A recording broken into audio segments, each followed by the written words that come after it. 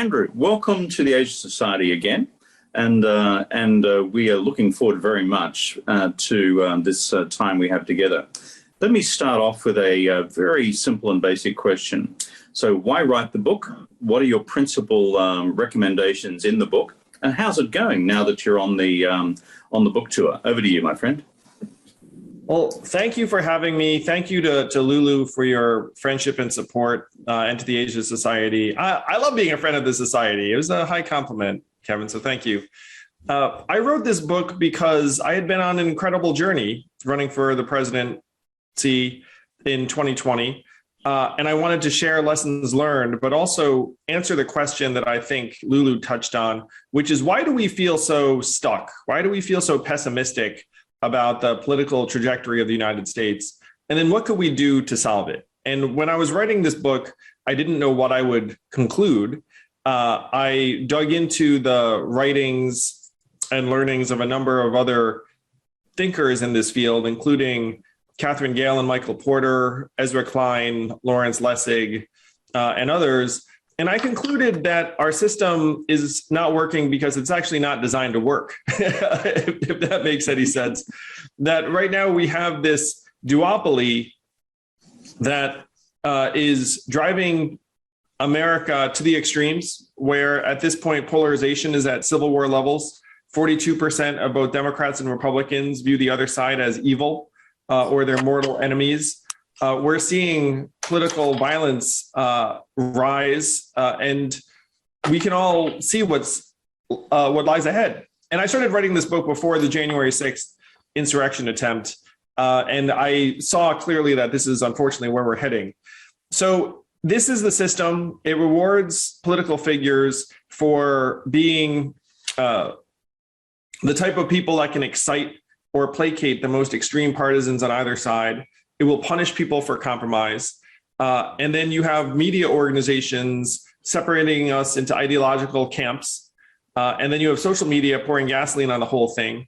And so there's no reason to expect these dynamics to get any weaker. They'll actually only get stronger. So in that version of reality, which is American politics today, what should we do? What can we do? And what I realized was that the problem is in this duopoly that, by the way, is not actually carved into America's founding documents.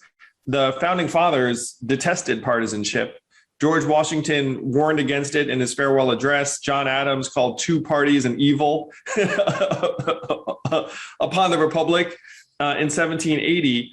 And so the presumption that this duopoly is appropriate actually is what we have to kind of debunk.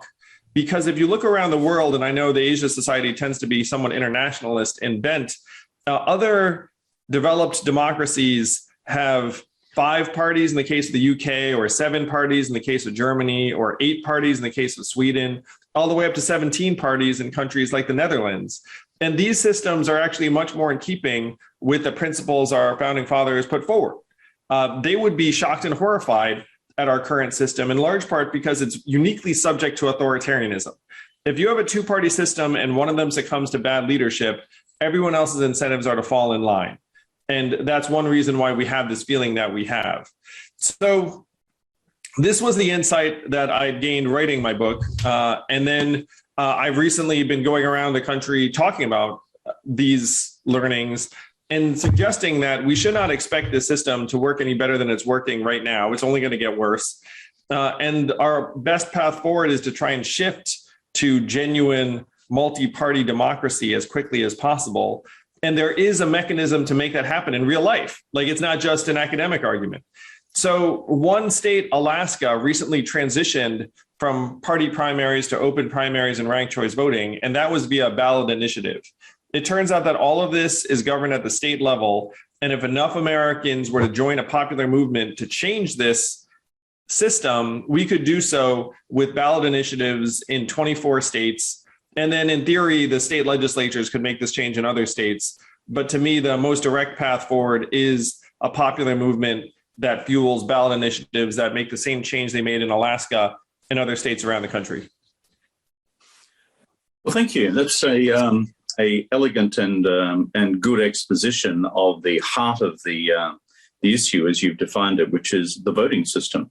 I think you're right to point out that the two-party system in the United States is relatively recent in the history of the Republic. It really only becomes consolidated around about the time of the Civil War. And there's nothing in the founding documents, there's nothing in the Constitution which in any way suggests that this should or permanently be the case. In fact, as you just said, the founding fathers, and they were all fathers, indicated quite the reverse. So let's go to the heart of the recommendation, which is the nature of the voting system you recommend. For the benefit of our wider audience, and some of them will be from around the world, explain what we mean by open primaries and explain what we mean by this rank order voting system. I've got a fairly clear idea of both those proposals, but for the politically non-initiated, give us a minute or two on what that would entail and how it would change the dynamics of politics in the United States. Back to you, Andrew. Thank you, Kevin. So right now, the U.S. Congress has an approval rating of about 28% nationwide. Americans are not happy with Congress as a legislative body. But if you look at the re-election rate for individual members of Congress, it's around 92% or 94%. That's a massive mismatch. So then you ask, okay, how can this be if we're so unhappy with our legislators? And the answer is that 83% of the congressional districts in the United States are very blue or very red. So if you get through to the general election as a Democrat or Republican, you win. So the entire dynamic to avoid losing your seat is to avoid getting primaried in your own party. So this is, again, a big reason why you reward polarization, is that if I'm a member of Congress, I just have to avoid getting challenged within the 10 to 20% extreme partisans in either the Democratic Party or the Republican Party. So that's the incentive structure that you have to change by shifting to open primaries. So what open primaries means is that anyone can vote for any candidate, and that would help determine who moves through to the general, where, again, anyone can vote for any candidate.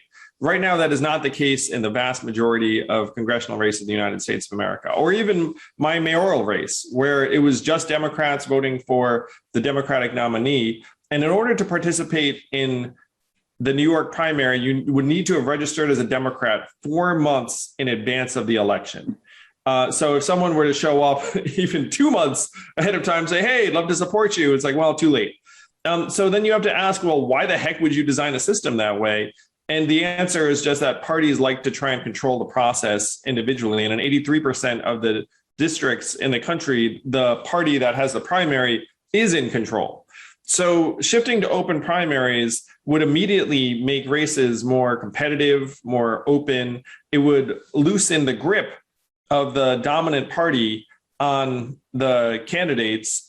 And I'm going to suggest that most of us would enjoy this, because it would mean that you'd have to answer to the broad population as opposed to just the most partisan. But the parties don't necessarily like this. Now, if you have a group of people running from different parties, let's say you have 2 Democrats, a Republican, a Libertarian, and a Forwardist running. Right now, there's something called the spoiler effect, where if you run from a third party, then someone says, oh, you're going to mess it up. Or if you have 2 Democrats running against 1 Republican, then the Democrats will cannibalize each other, and the Republican will, quote unquote, unfairly win. So if you were keeping up with the New York race, you know that New York uses something called ranked choice voting. Ranked choice voting is a system that enables voters to express their true preferences for up to 5 candidates. You just rank 1, 2, 3, 4, 5 if you want. You can also just vote for 1 candidate and leave. And the virtues of ranked choice voting are that it eliminates the spoiler effect, because if you vote for a minor candidate first and then that person doesn't get enough support, your vote goes through to your second choice. The winner of a ranked choice voting system is the person who gets 50.1% of first place votes at any point, which makes sense, because if you have a majority in any system, you win. But if you have ranked choice voting, you can have people run from the same party, from different parties, and then voters can express their preferences, and the candidate with the broadest appeal will rise to the top. It punishes negative campaigning, because if I trash you, we both look bad and the third candidate does better. It rewards coalition builders, who tend to be female candidates in my experience. So I see that as a positive. It punishes candidates who can inflame 25 to 30% of voters and then turn off an equivalent number.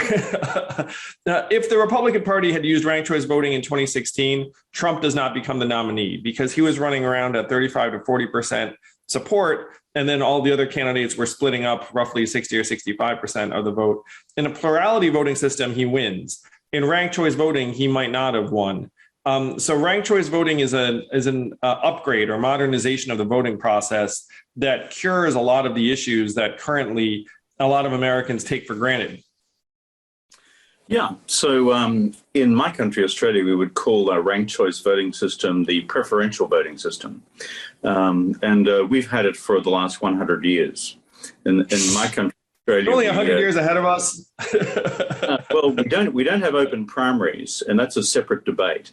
And I fully get that one because open primaries creates a dynamic which, as you've correctly identified, causes candidates to move towards the centre rather than polarising them to the extremes, which is part of the cancer afflicting all our democracies. But on the voting system itself, in this country, we're reasonably happy with the preferential voting system.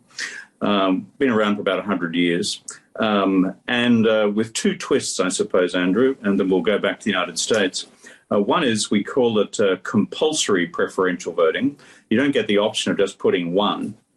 If there are 20 candidates running in a congressional district, you got to number 1 through 20. Otherwise, it doesn't count as a valid vote. And then you do the voting count, as you just suggested, by starting with the person who received the least number of number 1 votes, and then you work your way back through the system. But here's the added twist in this crazy country, Australia. But we tend to support it here too. Voting is also compulsory. We're one of 2 or 3 countries in the world which make it compulsory. So if you don't vote, we fine you. and if you don't pay your fine, well, we could even put you into jail. But that's probably a bit too far for the United States of America. I would say so. But one thing I want to throw in here, Kevin, too, is that even if you had the exact same legislators in office, with this system, they would be responsible for delivering to 50.1% of the population, which would be a much better incentive structure than having to just placate the most extreme 10 to 20%. So even with the same humans in office, they would become much more reasonable and prone to compromise. Yeah, ranked choice voting, I think, or what we call compulsory preferential voting, its virtue is it causes us to ask the citizenry, if you can't get your absolute number 1 preference, who can you live best with next and then after that? In other words, we want to cause the citizenry to have to answer this question at the end of the day. Who is the candidate you least want, and the person it may be who you second least want but can live with? And it does, therefore, induce, as it were, more of the politics of compromise. Tell me, that's the theory, that's the exposition, and you pointed to the Alaskan practice, at least in terms of open primaries, and ranked choice voting in terms of what's just happened with the mayoralty in the United States. In the real world of politics in America today, given you've just written the book, what are the prospects of actually bringing about the 2 main electoral changes that you're recommending? I'm happy to say Alaska actually adopted both of them, open primaries and ranked choice voting. And I believe that there are going to be ballot initiatives in other states next year in 22. And the prospects of other states joining Alaska are moderately high. The question is how many states? I just talked to an individual in Utah who said that the majority of Utahns actually support this set of reforms right now. Before anyone's even made the argument, which is a great thing. And so I believe you will see more states join Alaska, and that could be the difference maker for American democracy. Because if you imagine, let's say, 8 U.S. senators all of a sudden being able to vote on conscience or principle, the same way that Lisa Murkowski voted out of Alaska to impeach Donald Trump, only Republican senator to do so, who's also up for re-election in 2022, then you could see safeguarding of democratic institutions become something that some Republicans are willing to cross the aisle on, whereas right now it's seen as, unfortunately, a political issue. So that's something I'm very encouraged by, but it's going to take a lot of work. Anyone who's watching this who says the U.S. is losing its mind, I would like to see it become more reasonable. I would love to have you join us in this movement because we don't have that much time. We have one, maybe two election cycles, but I am optimistic that this ballot initiative will be on the ballot in front of voters next year in a number of states. Okay. In terms of those states that are most likely, which are they? What's your instinct? I don't want to get too far ahead of us, but I will say that Utah is likely on the list. Massachusetts actually had ranked choice voting on the ballot last year, and it did not pass, which was unfortunate, but people are interested in running it back there. So that gives you kind of bookends because Utah is quite Republican and Massachusetts is quite blue. Yeah, I know enough about America to know where Utah fits and where Massachusetts fits. So that would be a kind of an interesting combo if you actually had these not just appear on the ballot in both states, but for it to prevail. Yeah, it's exciting. And ranked choice voting is getting adopted at the local level by a number of places. And so it's on the ballot literally today, in a couple of cities. Well, you're right. The party bosses are not going to respond to this well, whether they're Republican or Democrat, because party bosses in any political system that I'm familiar with actually want to maximize the leverage and power and control they have in their own hands. This throws more of it back in the hands of the people and back towards the center. So it's going to be a pretty interesting process as it unfolds in the US of A. Andrew, on the diagnostics of the problem, you also make reference in your book to the problem of the media, both mainstream and social.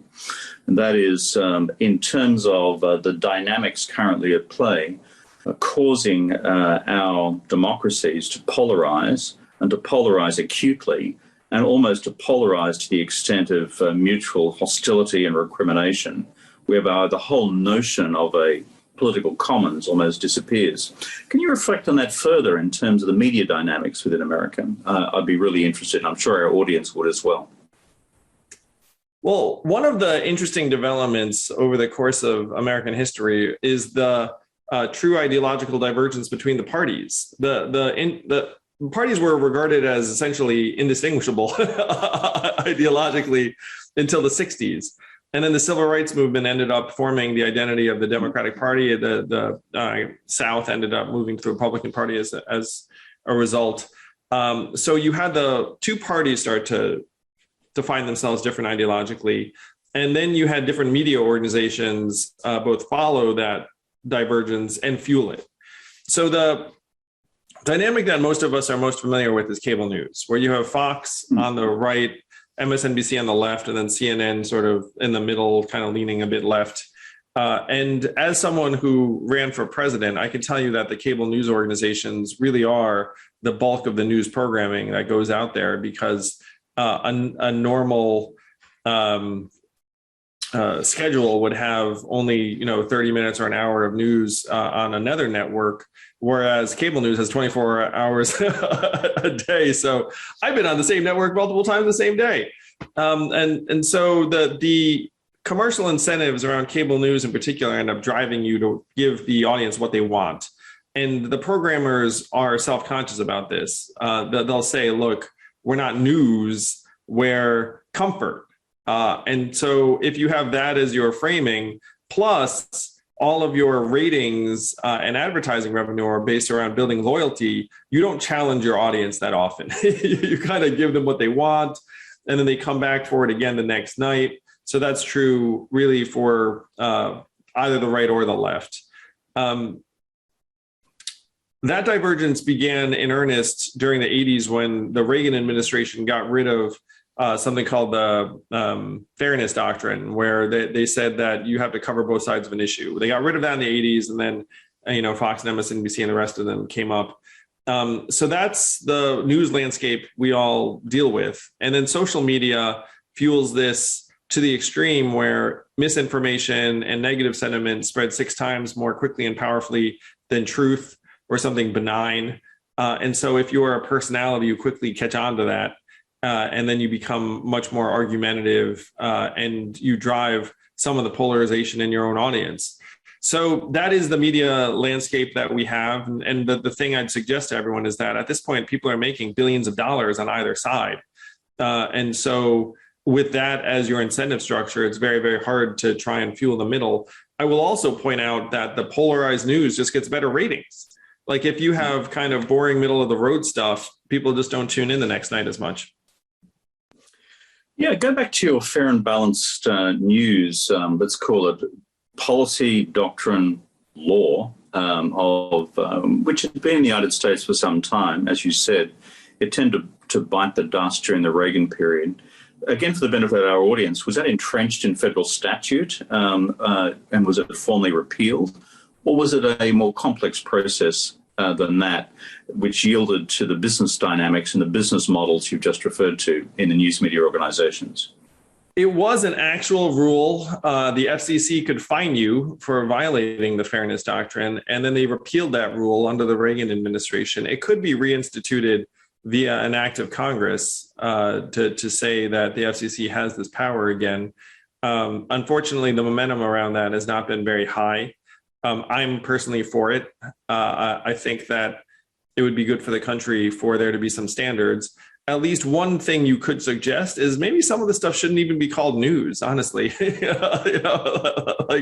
Maybe that's part of the problem or the solution, where just say, look, this is opinion. Well, we're not going to try and be objective. Well, yeah, it's kind of the differentiation between news and opinion. I mean, the Murdoch-Fox network complete masters of the convergence of these two phenomena. That is news into opinion, so that it all becomes one seamless form of, I think, entertainment, puts it politely. And certainly we've seen the same unfold in this country, Australia, as well. I wonder whether, in fact, as part of the overall national reform package, at least a principle in our respective democracies' approach to the separation out of news from opinion would begin to push the balance back in the reverse direction. Otherwise, you've got this business model, which, as you said, is pro-balkanization, because that's where the big dollars are going to be earned by pushing people into warring tribes, which then feeds into, big time, the systemic problems in the voting system that we've just spent the last 20 or 30 minutes discussing. So you don't think any re-amendment to the FCC is going to come anytime soon, because any political candidate will have their head taken off by the news media organizations trying to do it. Is that right? That's more or less correct. I break my diagnoses and solutions into three components. Number one is local media, with the death of 2,000 plus local papers that tended to be less polarizing, tended to be kind of unifying, because you can't really cover your local news that ideologically most of the time. And then cable, the fairness doctrine, there hasn't been that much momentum around it. And then social media has its own set of challenges. But I think there has to be an acknowledgement that the American media landscape is a huge driver of this polarization, and there's no reason to expect it to get any better. Yeah. Any reflections on why, for example, your near northern neighbour, the Canadians, seem to have a more civil polity than the United States? Wow. I mean, I'm not an expert in Canadian history, but I do think that there's something very, very almost pathologically market-driven about the United States. That if something doesn't make money, everyone turns on it. It's like, oh, it shouldn't exist. And I try and draw an example around, look, town libraries, not very profitable, but I'm sure you like having it. They're things that we really should prize as public goods. But that argument really has been lost in the United States over the last number of years. I was struck by the primacy of unionized labor when it came up in the 50s and 60s as a force, both economically and socially, and in our laws. And that movement really lost the ideological battle sometime in the last number of years, where now even people who defend unions tend to, feel like they have to apologize for it in a particular way. So I think those are some of the differences that come to mind for me about the U.S. system. One of the innovations I propose is trying to shift to a version of human-centered capitalism, which I kind of enjoy because it's trying to take the American market-driven ethos, which I do, participate in and admire, and try and channel it towards the benefit of people and families. Like, I feel like that would be the best we can hope for. Yeah, I've always been influenced by that great book of a couple of decades ago, Bowling Alone, which I'm sure you've read as well, which points to the decline of unionism, the decline of, as it were, community churches, the decline of community organisations, which of their nature brought people from somewhat disparate backgrounds together on a regular socialising basis, and thereby at a level of social capital within a country, induced people towards the politics of compromise as opposed to the politics of I hate your guts. So, one thing we could also point out about Canada, I think that they have a more functioning democratic system where, it's more multipolar along the lines of what we're describing. I genuinely think the duopoly is behind a lot of our problems. I'm really starting to suspect that you can trace back a lot of the issues to the two-party system. Let's go back to your idea about, before we go to our audience for questions in the next 5 or 7 minutes, on the question of forward, and you referred neatly before to the term Fordist, and that's Fordwardist, not Fordist as in the Ford Foundation or Henry. So what's your vision for the future of Ford as a movement, a political movement, or dare I say it, a political party? How do you think it's going to track? And what's your hopes for it as a movement? 62% of Americans right now want an alternative to the duopoly, but most people think it's impossible. It's funny. I try to challenge this where I say to folks, look, it's American to be optimistic and innovative, and a lot of people who are entrepreneurs just become very pessimistic when it comes to our politics. Like our politics is not carved in stone, even though, right now it feels to many like it is. So the Forward Party is trying to take this 62% and say, look, here are the measures we can actually take. If enough of us get together and donate time, money, resources to trying to get these ballot initiatives across the finish line, we can start to shift towards a genuinely multipolar system. So we have thousands and thousands of people who've signed up. It's very heartening.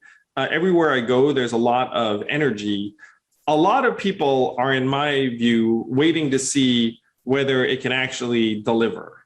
And so we have our work cut out for us. But as we do start to deliver, you're going to see the momentum just grow and grow because everyone wants it to happen. It's just that they've been convinced that it's next to impossible. So, it's somewhat circular. It's like, if it works, it's going to work on a very, very big scale, quicker than most people imagine. One of the things I suggest to people, Kevin, is how many US senators do you need to control or change the agenda? One. You don't need 51. And so if we end up with even, let's say, 10% of Americans super excited about this forward movement that's inclusive, we can get a handful of members of Congress into office who are running either aligned with us or even under the Forward banner. And certainly at local levels, we can have people win and we can get some of these ballot initiatives across the finish line. I'm really excited by the reception we've gotten thus far. It's been great. The book tour has been a blast. It's been a joy. That's great. Let me flip thematic for a moment and just talk about Asian Americans. We're the Asian Society, and you're an Asian American. And so by the way, all power to your arm for having the guts to stick up your hand for electoral office, and a big electoral office at that, called the Presidency of the United States. By the way, being mayor of New York is no small political office. So for a double dose of political guts, well done in terms of putting your name forward. How difficult has that been? Have you encountered racism on the road? These are questions I ask everybody in our series called Asian Americans Building America, which, by the way, I named after a band called ABBA, but I'm told they've been more successful in our program so far. But back to you. And what's it been on the road, and have you had to deal with the ugly face of racism? I encountered very, very little racism while running for president. And if you campaign in majority white areas like Iowa and New Hampshire, I believe you'll actually encounter very little racism, in part because people are quite comfortable in their own environments. And if you show up, they're like, oh, nice to meet you. And they're happy to hear you out. I think the racial politics of New York City are actually more charged because people feel more competitive, truly. That there's a bit of more of a zero-sum mentality, which is something that did surprise me a little bit. But I'm thrilled to be someone who helped break new ground for Asian Americans. Being on the national debate stage was a goal of mine, in part because I thought it would be catalytic for the Asian American community. And it's been fun making this case. I'm going to suggest to everyone, too, that there is an alignment between the Asian American community and this Forward Party movement that I've started, because Asian Americans, I believe, are naturally kind of non-ideological and practical and solutions-oriented and maybe a bit moderate. And I will also suggest that Asian Americans don't really fit into the most powerful narratives in either the Democratic or the Republican Party right now. That there's a sense that we're not front and center for either party. So even if the Forward Party ends up creating competition for other parties to need to focus a bit more on Asian Americans, I think it could be very, very constructive. Some of the questions are starting to roll in, Andrew. One concerns another dreaded subject, redistricting, which we haven't touched on. And in a curious system in the United States, which baffles many of us who are foreigners, the power to redistrict federal electoral divisions in the House of Representatives lies with state legislatures. And the term gerrymander is one of America's great contributions to the English language, named after, of course, that good old Governor Jerry. And we looked at the nature of the districts which he devised way back then. They were works of art, not of communities of interest, let alone anything which would be externally democratically defensible. So, in terms of the reform, in terms of the reform package, by the way, we've had examples of gerrymander in this country as well until we established independent electoral commissions, which basically became responsible, free of the political process, just to produce communities of interest and the same numbers of voters, of course. But in terms of your overall reform package, where does redistricting fit? That's the essence of the question I've got. We should have independent commissions determining the district lines and not state legislators. And this is a disease of the duopoly, really, if you think about it for a second. It's literally, hey, I can draw lines to make my side win more because there are only two sides. So if I control this process, then I can choose my voters. So we should be very, very angry about this. This is a true disease in democracy. 90% of Americans are anti-gerrymandering, and an independent commission that's nonpartisan needs to be drawing these lines in each state. That is not the case right now in the vast majority of instances, but Americans would like that to change. And this is something that I believe goes hand in hand with trying to shift out of party control, because if you wound up with a more multi-party system, then it makes much less sense for a particular party to just draw lines to advantage itself. In this country, we have something called the Australian Electoral Commission, which is a bunch of full-time electoral officials who are civil servants, essentially, of no political affiliation whatsoever. And that's partly because in Australia, the public here would never trust a politician within a million miles of drawing an electoral boundary, which could possibly advantage their political party. By and large, it's probably the least controversial element of our political system. So I think as part of the reform package, which you're talking about, I think those sorts of institutional arrangements would also be of assistance. Question here from somebody is about the Democratic Party. You have, of course, campaigned in Democratic primaries, presidential level, and the level of the mayoralty. If you could change one thing about how the Democratic Party conducts its business, what would it be? That's the question from one of our viewers. The answer is that I'd want the Democratic Party to be for open primaries and ranked choice voting, and just say, look, this is better for the party. This is better for your party to have genuine competition. It's better for your party to have to consider people from different points of view or with different points of view. Now, that's a very big reach, but the fact is, right now, I'm going to nationalize this just for fun. So what Democrats are very concerned about right now is that Donald Trump's going to come, win the presidency in 24, run roughshod over what's left of our democratic institutions, and maybe start like a new authoritarian type rule.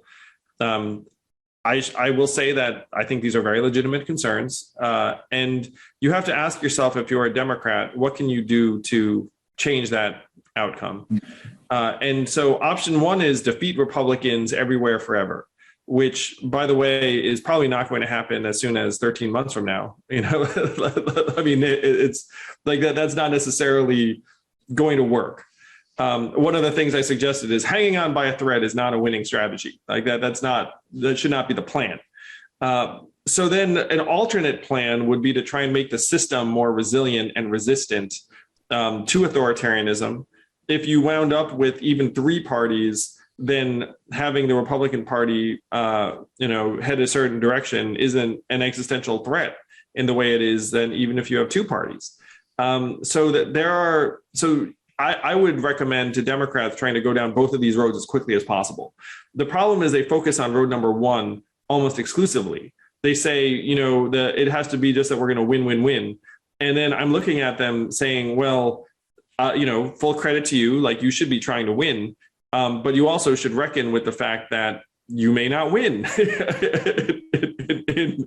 And I mean, as we're having this conversation, Democrats are not sure if they're going to win the governor's race in Virginia, a state that they won by 10 points at the presidential level 12 months ago. Like, what the heck changed? So you look at it and say, if your plan is to win, win, win, and then you should, again, like be inspecting, like, why is it that you're not winning to the extent that you want to be? Now, there's some soul searching I would also recommend that Democrats do. And one of the things I say in my book is that Iowa and Ohio were states that Democrats won as recently as the Obama years, and they've both gone Republican +8 or so. These are states I've spent a lot of time in. I spent a lot of time in Iowa and Ohio, and they are winnable if you go in and just say, look, what are your problems? We're here to solve them. We're here to make them better. And you don't present yourself, frankly, as a party of urban coastal elites or solutions, and more things that are relevant to the people in those environments. And if Democrats don't seize on what's going on in Iowa and Ohio that went again from purple to +8 Republican, the exact same things are going to happen in Michigan, Pennsylvania, and Wisconsin as happened in Iowa and Ohio. Yeah, the book, Whatever Happened to Ohio, again, 10 or 20 years ago, began mapping this big political shift from a state which, in my recollection, was voting as much Democrat as it was Republican in its history, and now has swung in one particular direction. And unless you can produce in the large political parties a more centrist tradition capable of addressing, let's call it, the needs of regional and rural America, and not just the two coasts, then you've got a problem in terms of the bifurcation again of the country. Another Midwestern Congresswoman said to me, she said, someone like me will never rise to leadership in the party because I won't be around long enough. And so that's part of the problem, is that if you have someone from a genuine swing district, they never actually rise to leadership. Well, it's at multiple levels. I became Prime Minister of this country having won a swing district from the Conservatives. And let me tell you, you don't get much sleep. in trying to handle all that at the local level and still prevail nationally. So it takes a fair bit of guts, determination, and courage. Another question which has come in is on campaign finance reform. In terms of the reform package, we've spoken about open primaries. We've spoken about ranked choice voting. We've spoken about redistricting. We've even spoken about elements of longer term, maybe media reform vis-a-vis news and opinion. Campaign finance, ideas on that one? I would want to overturn Citizens United, the Supreme Court ruling that authorizes unlimited corporate donations, in essence. But the argument I make in my book is that money had its sway in politics before that ruling, and you probably can't overcome that ruling because it would require a constitutional amendment. So my best solution in this space is to put democracy dollars into the hands of American voters and let them contribute to whatever candidates they want, which would end up counterbalancing and even washing out corporate money and make every American kind of an investor. And some municipalities have done this to great effect, where you take someone who frankly would never have given to a political candidate otherwise, because a very narrow slice of Americans donate to political candidates. It's about 10%. And the other 90% would get interested if they had $100 free. They'd be like, oh, let me look into these candidates. So that to me would be one approach. The fact is that money has taken over American politics to such a degree that it's almost indistinguishable at this point. It's one reason why Americans are getting so angry and upset all the time, is they feel like the fix is in. And the fix is in. I just talked to a political scientist about how the size of the lobbying industry has quadrupled in size since the 90s, in large part because companies have figured out that it works. And the majority of legislators, as soon as they're done in office, or their staffers, just turn around and join a lobbyist and get paid 2 to 3 times more money. So you have this really, really well-developed industrial complex that has its tentacles in all of policy. This political scientist, Lee Drutman, by the way, from New America, also said something that fascinated me. He said that at this point, the congressional offices are so thinly resourced that they have to turn to lobbyists for any policy expertise. So that like the only policy solutions on offer are going to be from some industry group, because you don't even have your own resources anymore. It's it's a pretty dark state of affairs here in the US of A. I shouldn't laugh because it's rough. It's rough. That is rough, but unless you laugh in the political process, you cry too much. So it's important to laugh. I try and be good-humored while being clear-eyed about what we're facing. The lobbyists controlling the policy process reminds me of old and tired metaphors about Dracula and blood banks, but I won't go there. So I'm putting Dracula in charge of the blood bank.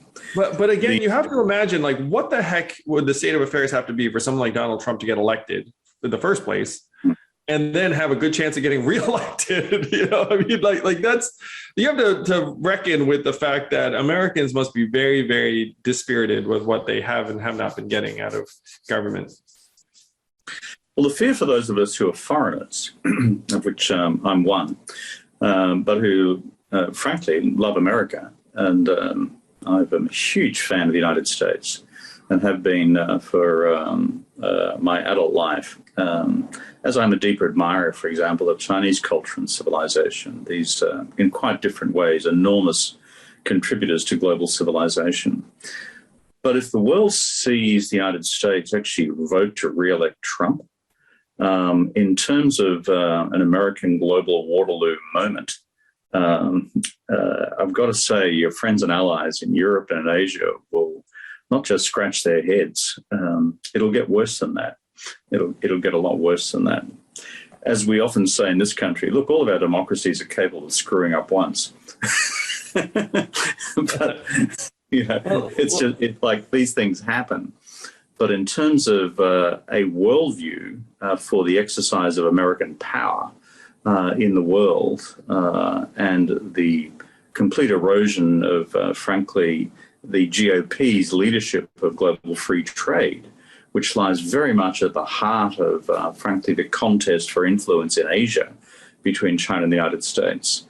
this would be an extraordinary step by the US body politic to re-embrace that from the perspective of foreigners, like, how Americans from vote. the perspective of many Americans. But Kevin, I'm someone who sees it as a probability that Trump is the Republican nominee, and his chances against Joe Biden, if the election were to be run today, would be pretty high.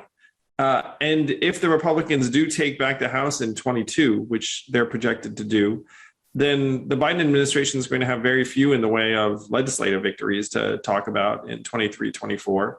And you might think, well, maybe the Democrats will run someone other than Joe, but they really, in my opinion, will run Joe. Kamala polls 4 or 5 points worse than Joe. And then after Kamala, then you have to go to a competitive primary process, which they're not going to want to do. So if the rest of the world is very concerned about Trump getting reelected, unfortunately, you can see a pretty clear path to that happening. We're coming down to our last 4 or 5 Andrew, on the question of campaign finance reform, which is hard and tough, and most of us who follow the American democracy closely understand the nature of Citizens United, and we understand the nature of the US Supreme Court's determination on these matters and the constitutional heads of power which exist. Essentially, there are 2 sort of levers for campaign finance reform. One is a cap on the amount that an individual or a corporation can give. The second is a cap on the total funding which can go into a campaign at whichever level of government. The Canadians, for example, to go back to our friends next door, they have a cap on how much can actually be physically spent in a local campaign, so that local campaigns cannot be bought by one side of politics or the other.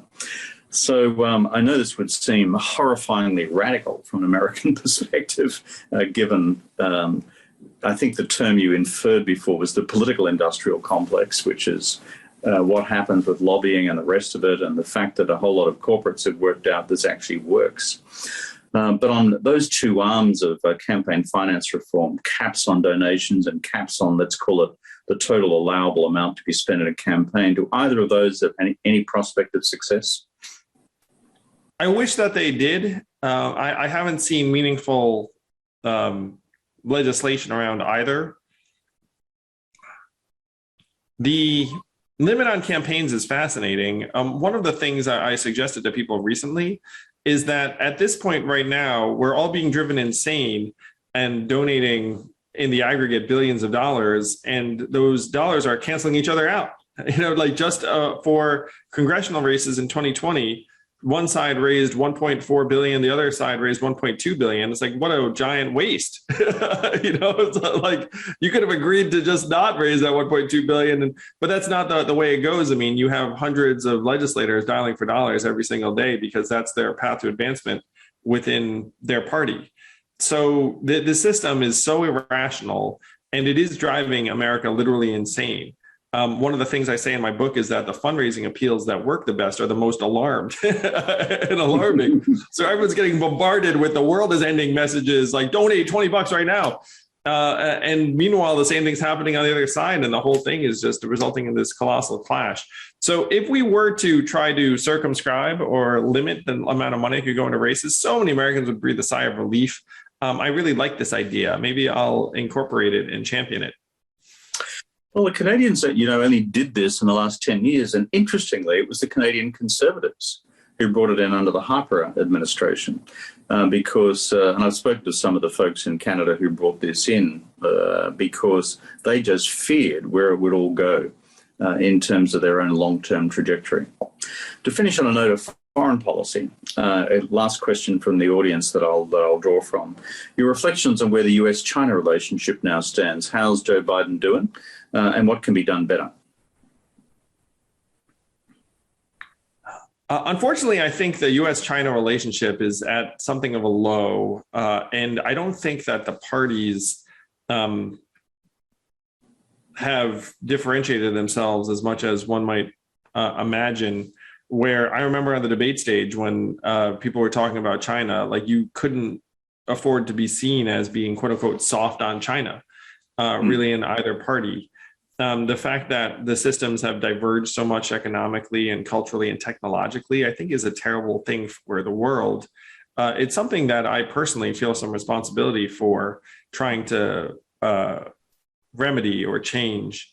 But I don't get the sense that the Biden administration has prioritized trying to rebuild cooperative or collegial relationship with China, in part because I think of the politics around it.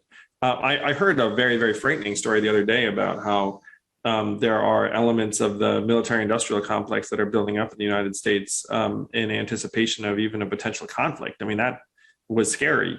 But I do think that, unfortunately, and this could be another extension of the problems in American life, I think that there are very, very powerful market forces that are driving the U.S. to have a more contentious relationship with China.